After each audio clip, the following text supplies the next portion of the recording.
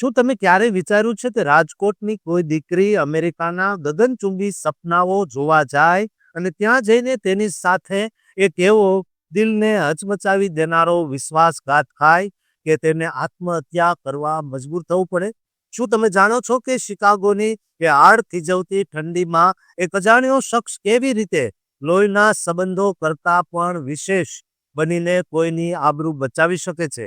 આજે હું તમને કેવી સત્ય અને રહસ્યમય ઘટના વિશે જણાવવાનું છું, જેમાં પ્રેમ, દગો, કાયદાકીય લડત અને અંતે એક વિદેશી ફરિશ્તાની માનવતાની એક એવી વાત છે જે સાંભળીને તમારી આંખો ભીની થઈ જશે અને તમે પણ વિચારતા થઈ જશો કે શું ખરેખર માનવતા હજુ જીવિત છે?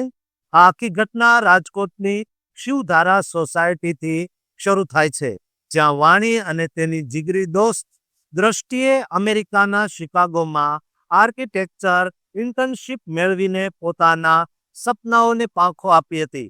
વિદાય વેળાએ વાણીના પિતાએ આપેલી એ શિખામણ કે અજાણ્યા દેશમાં કોઈ પર આંધળો વિશ્વાસ ન કરવો, તે કદાચ ભવિષ્યમાં આવનારા તોફાનનો સંકેત હતો. શિકાગો પહોંચ્યા પછી શરૂઆતમાં બધું જ સુંદર લાગતું હતું. ત્યાં જ તેમની મુલાકાત કબીર નામના એક પ્રભાવશાળી યુવક સાથે થઈ, જેણે પોતાને દ્રષ્ટિનો સંબંધી ગણાવ્યો હતો. કબીરે બહુ ચાલાકીથી વાણીનો વિશ્વાસ જીત્યો, તેને પ્રેમની લાલચ આપી, પ્રેમ જાળમાં ફસાવી દીધી.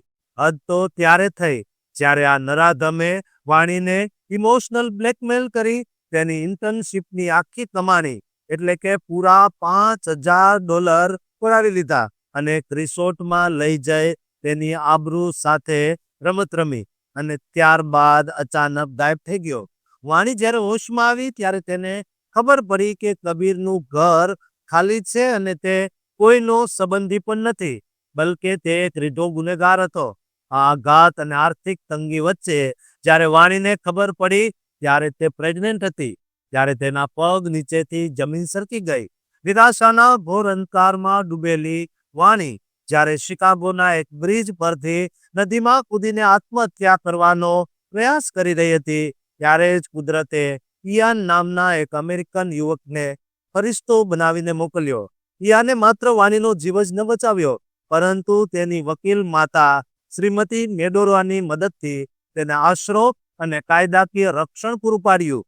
આ લડત અહીં જ ન અટકી દોસ્તો, કારણ કે મેડોરા અને ઇયાને ભેગા મળીને કબીર, જેનું સાચું નામ રાહુલ હતું, તેને ન્યૂ જર્સીથી પોલીસની મદદથી ઝડપી પાડ્યો. વાણીએ જ્યારે બજારમાં રાહુલને તમાચો માર્યો ત્યારે તે માત્ર એક થપ્પડ નહોતી, પણ તેના ખોવાયેલા આત્મસન્માનની જીત હતી. મિત્રો, સમય જતા વાણીએ એક સુંદર દીકરી દિયાને જન્મ આપ્યો, પરંતુ હજુ સમાજ અને માતા પિતાનો સામનો બાકી હતો. જ્યારે વાણીએ વિડીયો કોલ દ્વારા રાજકોટમાં પોતાના માતા પિતાને રડતા રડતા આખી હકીકત જણાવી, ત્યારે તેના પિતા હિતેશભાઈએ આઘાતમાં સરી પડ્યા. પણ એ જ ક્ષણે ઇયાને ફોન હાથમાં લઈને એવી વાત કરી જે સાંભળીને આખો પરિવાર સ્તબ્ધ થઈ ગયો.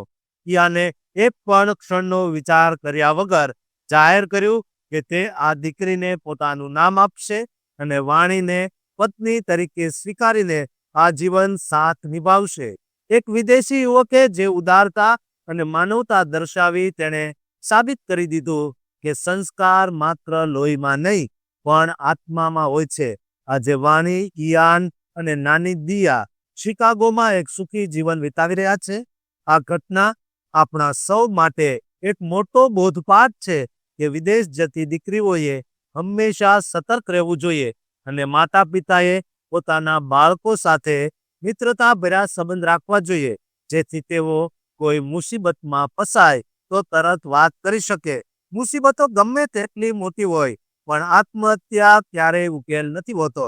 જો તમે હિંમત રાખો તો ઈશ્વર કોઈને કોઈ રસ્તો જરૂર બતાવે.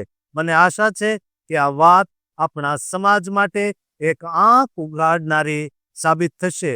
દોસ્તો, આ વાત તમને પસંદ આવી હોય તો તમામ સંતાનો અને તેમના માતા પિતા સુધી આ વિડીયો શેર જરૂર કરજો અને આ ચેનલને સબસ્ક્રાઇબ કરવાનું ચૂકતા નહીં.